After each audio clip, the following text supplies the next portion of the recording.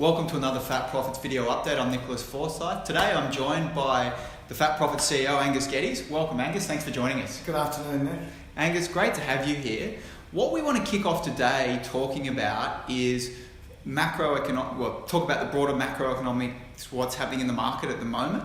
Now the ASX is charging up around that sort of 6,250, 6,3 mark. What are your thoughts on the Australian index? Where to from here, and how that sort of ties into the Dow and some of the overseas indices? Look, I think probably the first point to make about the ASX is, we have been in a massive range for the last decade. Mm-hmm. We're still 750 odd points below the all-time highs, up around 7,000. So it's taken a long time, but we've finally managed to, the index has finally managed to clear that 6,000 level. So I don't think it's going back down in a hurry. Mm-hmm. And I think, we're going to see further upside. But let's also not forget that the Australian markets had a big boost from the fact that the Australian dollar has fallen. Yep. And our view is that with, widening interest rate differentials between Australia and the United States, which is likely to continue to, blow out over the next 6 months, it's going to put more downward pressure on the Australian dollar. Mm-hmm. And that's going to be supportive of our market. Mm-hmm. Okay. And do you think that the actual Australian market will outperform the likes of the S&P 500 and the Dow? Look, that's a great question. I think the short answer is probably yes. Mm-hmm. Okay. We have underperformed the US market for a very long period now. Yep. It's been a good decade since the GFC. Our market has really been trapped within a range. Yeah. Whereas, we've seen the Dow and the S&P 500 increase significantly. Mm-hmm. I think that the Australian market's got some valuation metrics that are more attractive. Mm-hmm. We are more cheaply priced. Mm-hmm.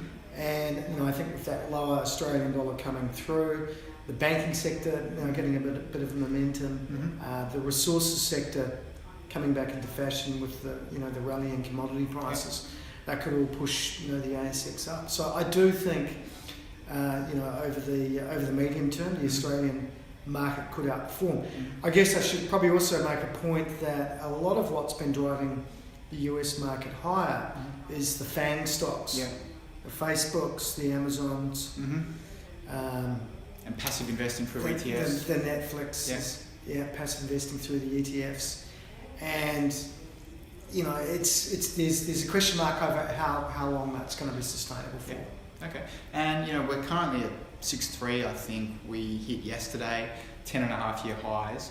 Do we take out that pre-GFC level sometime this year, or will that be a little bit further off in your view? Look, in my view, I think it's going to take a bit more time to get above 7,000. But we're going in the right direction. Having said that, I do think that near term, and we're talking about the next 2 months, next 8 weeks, heading into the US reporting season, it's going to produce some very strong profit results. And I think that's going to drive the US market and global markets higher. But, looking into that fourth quarter, we're a little bit more defensive. Okay. And, raising a bit of cash, not getting bearish, but just more cautious. Particularly in light of the fact that, I think that we're likely to get a few headwinds coming through. And let's talk potential correction. A lot of fund managers, economists out there are saying this market is just too rich. More abroad, but also here in Australia. And people are calling it, 10-15% correction. Some people even bigger based on, if you look at long-term valuation metrics, we've got to a level where we're quite high and our interest rates have got something to do with that. Just based on your experience, been in the market for quite a long time, in these scenarios where everyone's calling a correction, do we generally see one? Or is it kind of one of these things where everyone calls it and the market sort of keeps climbing that wall of worry? Well, I think with respect to Australia, we probably are climbing the proverbial wall of worry. Our valuations are not demanding in Australia. And of course, we've got the resource sector and the banks which are the big twin engines, basically coming online. I think, so look, I don't think valuation is going to be a huge problem. Yeah. But, looking further out, if we were to get 66, 6,700, which is our target for this year, I do think that it would be prudent to, cash up a little bit, take a bit off the table, and put portfolios perhaps in a more defensive position. Not that I think anything bad is going to happen in Australia, because when the GFC occurred, our market did get knocked around. We were down 50, 60%, and it took us a lot longer. It's taken us a lot longer to recover than international markets. So I do think by definition there's less risk in Australia because of that. We've seen some of the big investment banks upgrade Australia and downgrade other markets, primarily probably for that reason.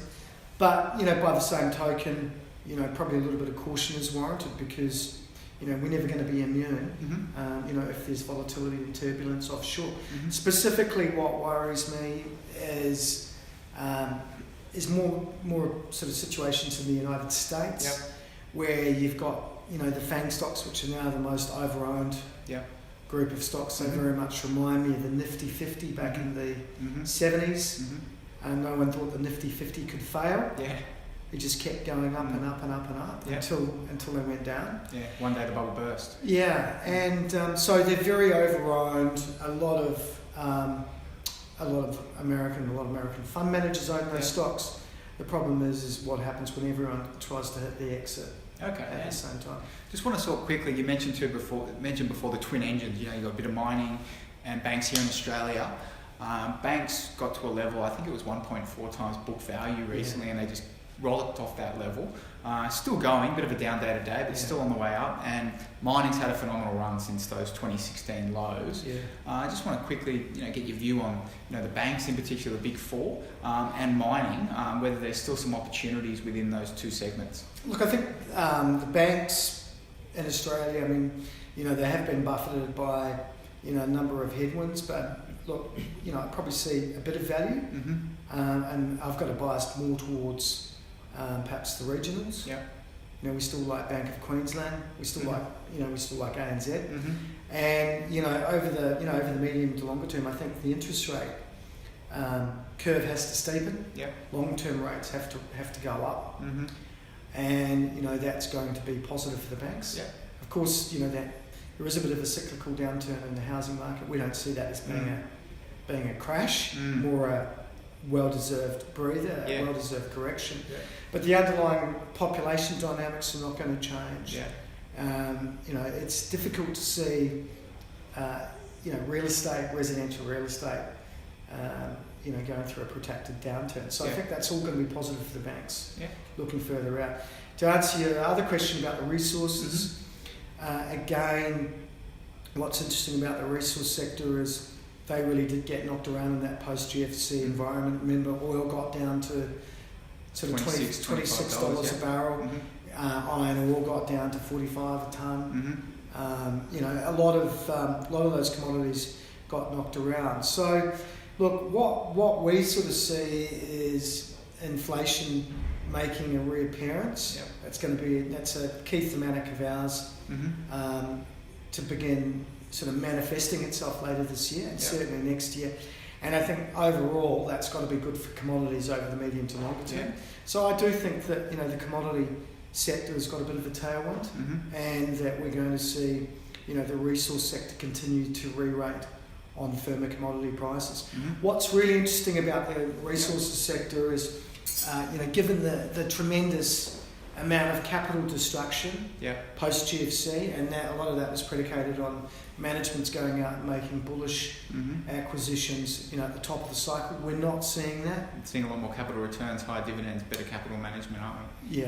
There's a lot more discipline, and shareholders are just not going to put up with it. So I think that's positive, and we're going to see free cash flows for a lot of these, the larger resource companies continue to build, and a lot of that will go back to shareholders. So I think there's some really positive drivers. The lucky country could continue to stay lucky. if we continue to see the resource environment being quite favourable. Get in that scenario where we haven't seen a recession. Not sure how many years it's been, but we could dodge a bullet again, couldn't we? Well, yeah, and it's interesting that you touch on that because we haven't had a recession since the early 1990s. Yeah. A lot of the property developers were grumbling about the tightening put through by the RBA and the banks in terms of their cracking down on lending. But I think holistically, they've done the right thing. We've had a responsible financial system response to what was a boom in residential real estate, which could have got out of hand. Yeah, 100%. And and it's when those sort of types of scenarios that do get out of hand, you get bubble characteristics coming through. That's when you get the value destruction on the other side. I think because the RBA put the brakes on, it's likely to mitigate this downturn. So it's not going to be anywhere near as long. And you'll remember that the recession we had in the early 90s was really after the 80s, which was probably one of the biggest boom times for the Australian economy. Yeah, wouldn't be a video with you if I didn't get your view on the following. Just want to talk about gold. You picked gold phenomenally well over the years. Gold short term is about that $12.50 level, US dollars. It's actually held up okay in Australian dollar terms because obviously the currency tailwind.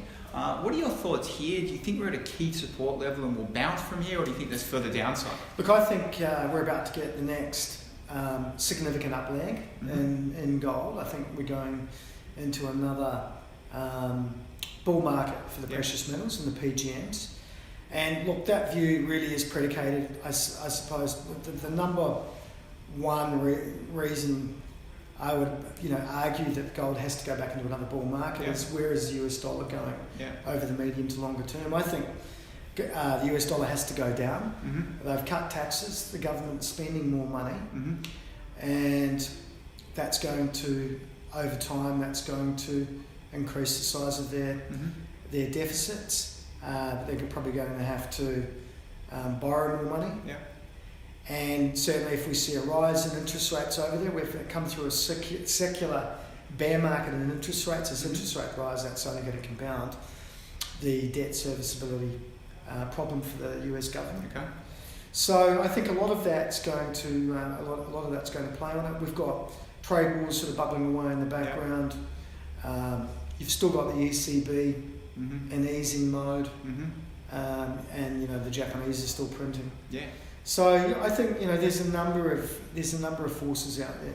I think what's also interesting about the precious metal space is that obviously in Australia a lot of the gold stocks have done very well because the $8 gold price is at near record levels. But also in the United States we haven't quite seen the downturn in the PGM sector. So precious metal stocks are actually doing quite well. And I'd probably put that down to the fact that they're quite under-owned.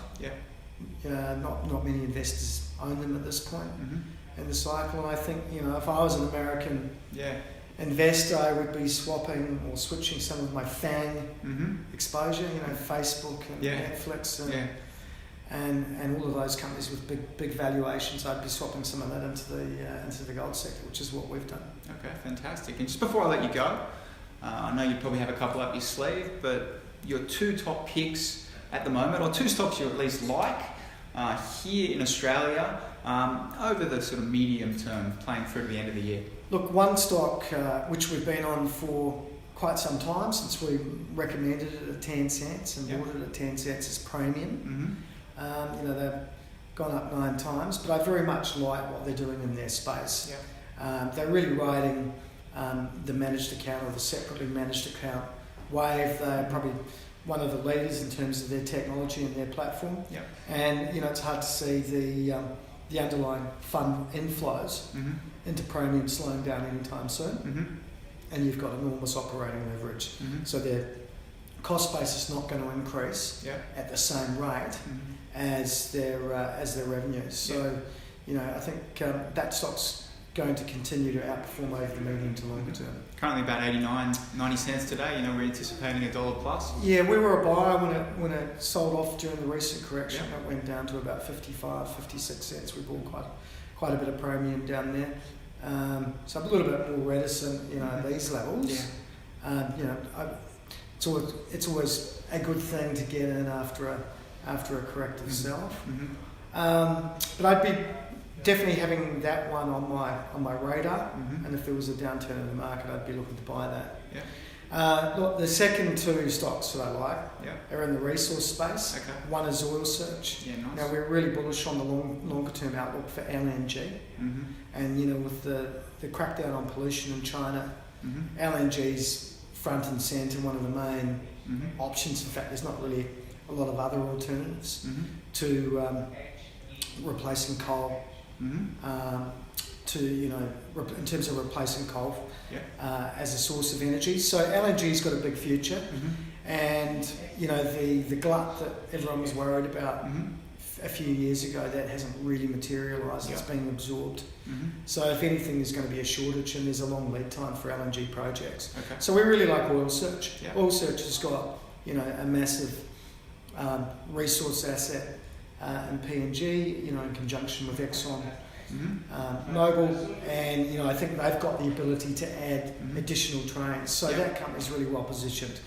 We also like Evolution. Again, it's getting back to gold, but if we're right and the gold price goes higher, and we may even see 70 cents on the Australian dollar, then that's going to put upward pressure on the Aussie gold price. We really like Evolution simply because it's well managed and it's diversified. You don't have one, concentrated risk with one mine. Yeah, they got 4 or 5, and they've sort of shut down their poor performing mines, and I think they work off an all-in sustaining cost of they model it off a $1,500 Aussie dollar gold price, but we've got the price up towards $1,700 and potentially going higher. And they've been very successful at getting their cash costs down. So they're making great margin and great cash flow.